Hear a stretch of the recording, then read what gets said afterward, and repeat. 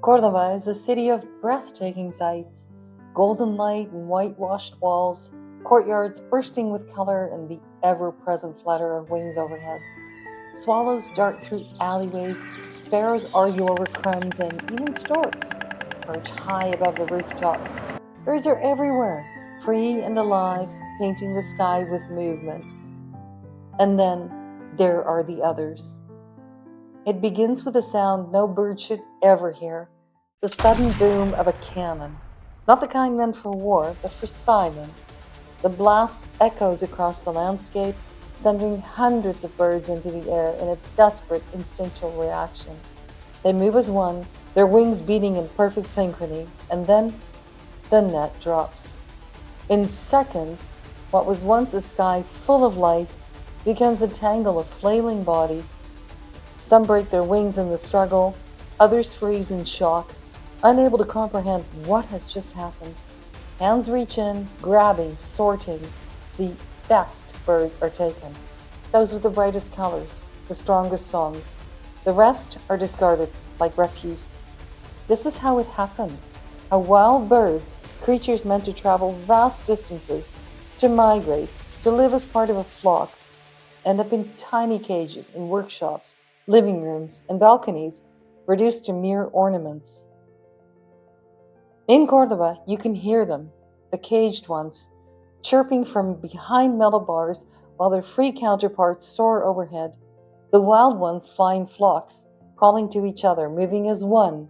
But the caged ones, they can only watch, longing for something their bodies remember but will never experience again. Tucked away in dark corners of homes, and on the balconies of people who claim to love them, small birds sit in cages barely bigger than their own bodies.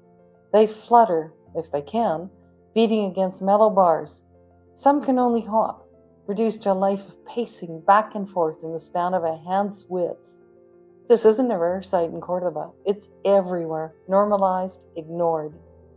I once visited a ceramic workshop, admiring the craftsmanship and the earthy smell of clay, the warmth of the kiln, and then I saw it.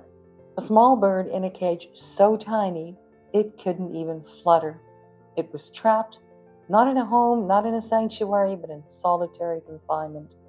I was so horrified, I impulsively offered 50 euros for the bird's freedom.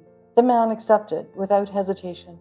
And then I realized he would simply buy another. They even said so cheerfully, because his wife loves them so much.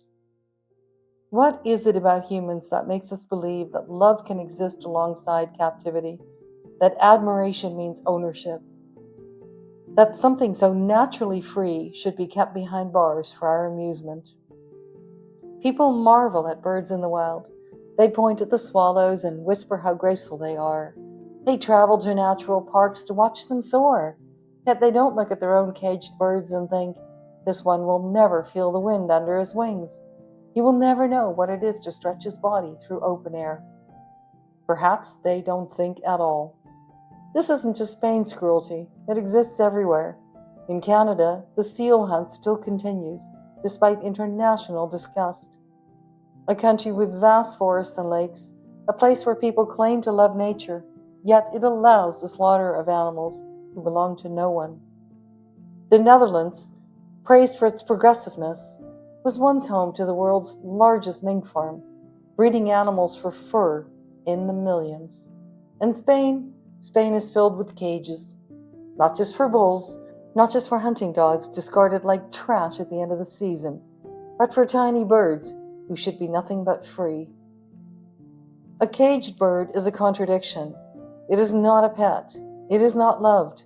It's a prisoner stripped of its instincts, deprived of its nature. These birds are not like dogs or cats domesticated over centuries to live alongside humans. They are stolen from the sky. But here's the worst part. Not every bird would fly out if given the chance. Some have been caged too long. They wouldn't know what to do with freedom. Like prisoners who've spent years in confinement, the outside world is no longer a promise but a threat.